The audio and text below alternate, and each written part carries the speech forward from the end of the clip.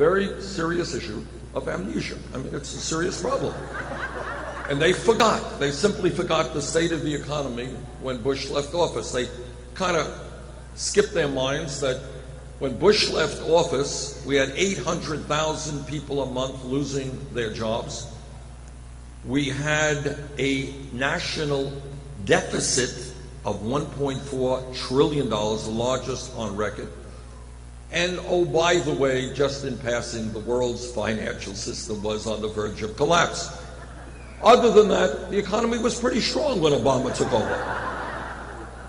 So, you can criticize Obama, and some of the criticism might well be legitimate, but not to understand that we are in a much better shape today than we were when Bush left office would be just denying obvious reality. But here is an important point that sometimes Democrats do not choose to talk about. And that is that over the last 30 or 40 years, under Republican administrations and Democratic administrations, what we have seen is a shrinking middle class. Now, for the young people here, I'm going to tell you something. You won't believe me, but then when you leave here, not now, go out and Google it. All right? This is true. Once upon a time in America, maybe 40 or 50 years ago, most families had often one breadwinner in those days, often the male, and that breadwinner was able to work 40 hours a week and bring in enough money to take care of the whole family. I know you don't believe me, young people, but it is true. And then we saw some amazing changes. We got an explosion of technology that made every worker more productive. We had the global economy and all kinds of free trade agreements. And the result of it was that in the vast majority of families, you got mom working, you got dad working, you got the kids working, and they still don't have enough disposable income to pay the bills.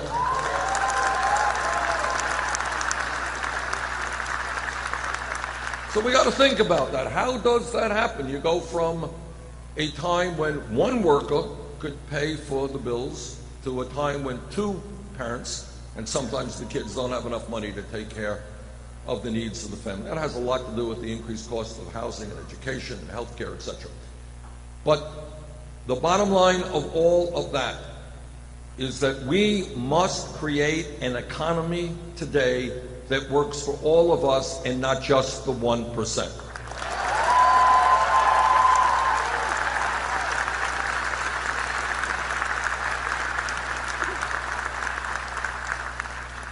It is a bit crazy, and again, we don't talk about it, so, you don't go anyplace unless you recognize the issue.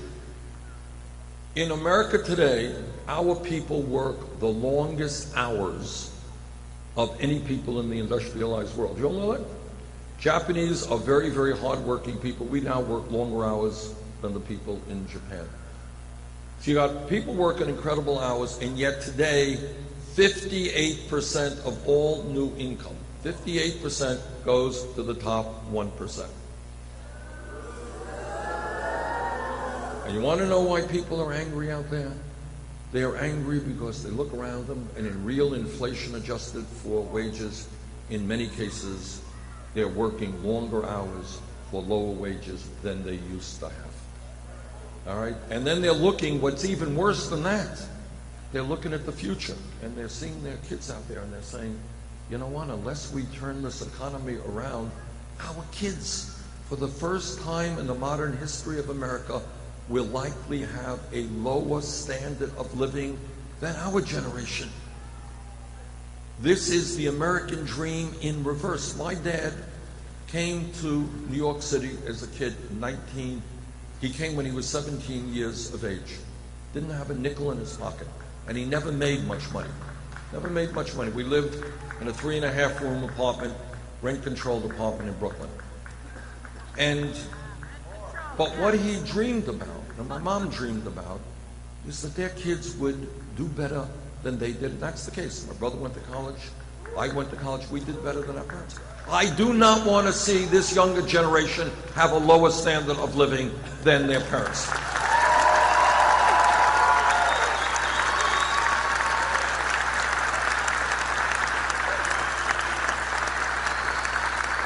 And we know what we have to do. It's not rocket science, and I'll talk about it in a minute, what we have to do. The problem is that we have to take on the billionaire class and their greed in order to do it. And that's what this campaign is about.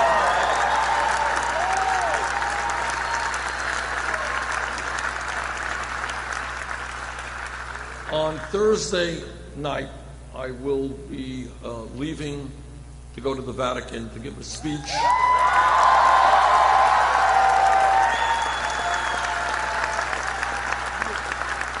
And I must tell you that I am a very great fan of the role that Pope Francis has been playing in talking about inequality in this world.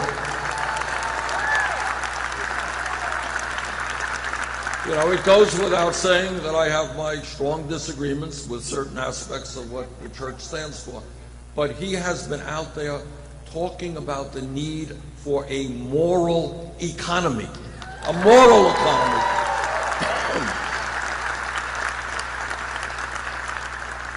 An economy in which we have the moral responsibility to pay attention to what he calls the dispossessed. And that is the unemployed, the children who are living in poverty, the elderly people who are alone and sometimes hungry and sometimes depressed because they're outside of society. And he talks about the idolatry of money, how in the old days they used to worship the golden calf, and now you have so many people just worshiping the accumulation of money.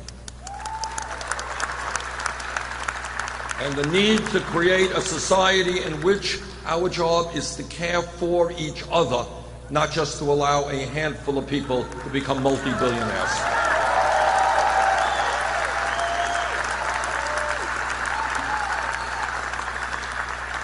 And I agree with him. And let me give you just some examples of how we have to apply that moral lesson to what goes on in America today. A great country must not be defined by how many millionaires and billionaires it has or by the size of its military.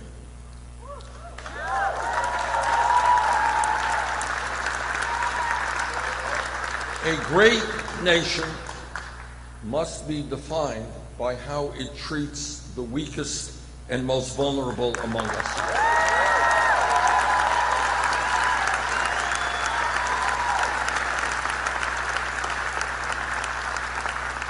And on that regard, we must be honest enough to say that we are failing that test.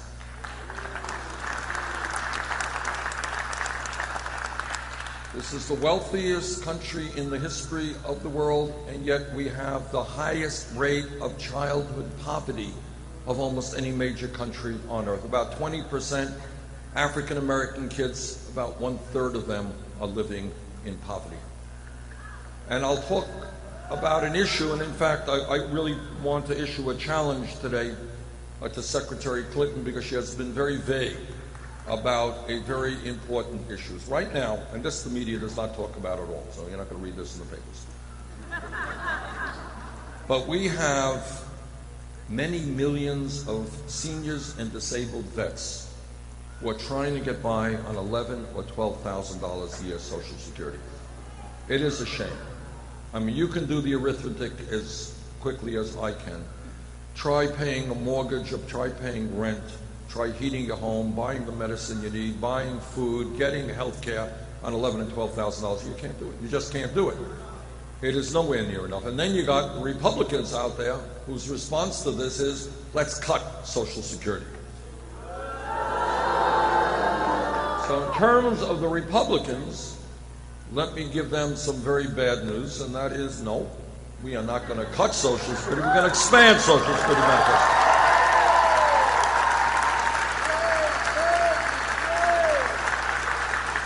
But to Secretary Clinton, I say, over 1/3 of senior citizens in our country today rely on Social Security for virtually all of their income, 1/3. Social Security today, despite what the Republicans tell you, has a $2.8 trillion surplus and can pay out every benefit owed to every eligible American for the next 19 years. Now, the good news means that anyone who tells you Social Security is going bankrupt is lying. Bad news is 19 years is not enough time. We have to extend it a lot longer than that.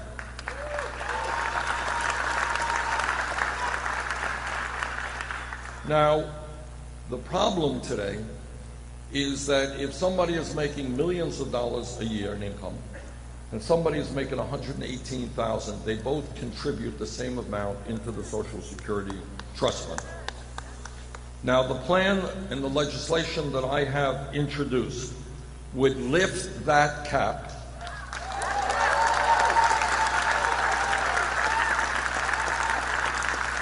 and it wouldn't lift the cap at $118,000, go all the way up to $250,000, which would mean that millionaires and billionaires, well, trust me, this is where it's going to go. If you start at $250 and you go above that, what that does is make sure that very wealthiest people in our country pay the same percentage of their income as do people making $50,000 a year.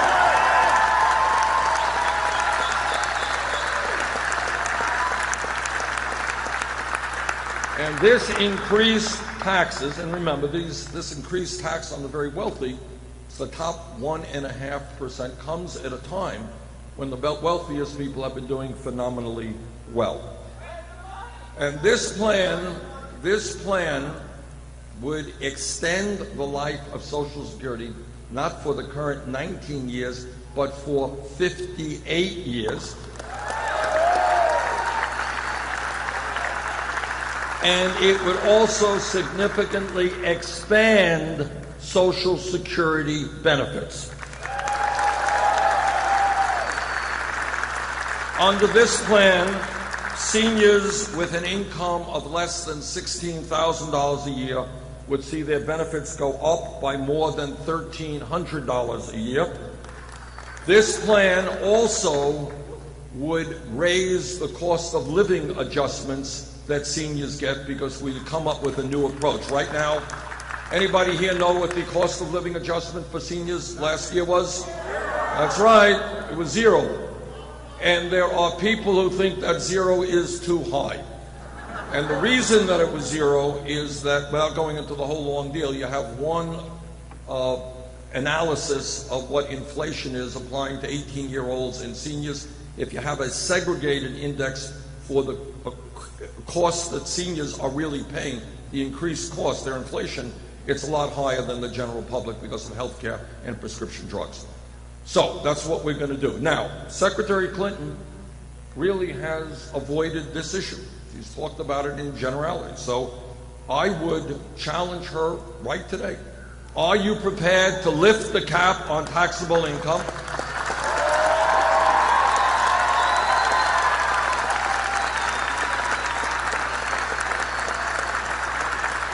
And are you prepared to expand benefits for millions of seniors and disabled veterans who need it? Stop being vague on this issue. Yes or no, are you going to lift the cap?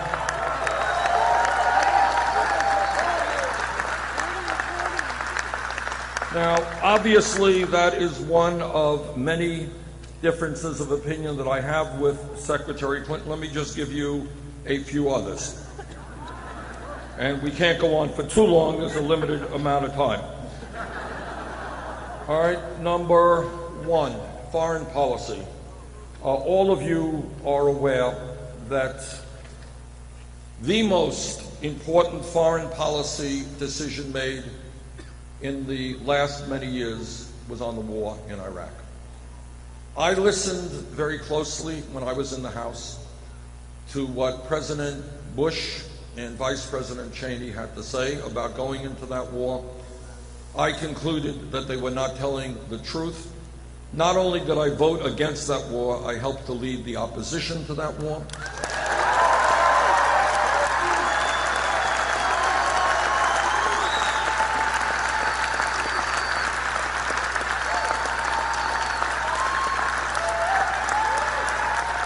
And it gives me no pride to tell you this, but if you go to my website, hear what I said on the floor of the House in 2002 about my fears. And many of those fears in terms of creating instability in that region, the loss of lives, the money that we would have to spend turned out to be true. Secretary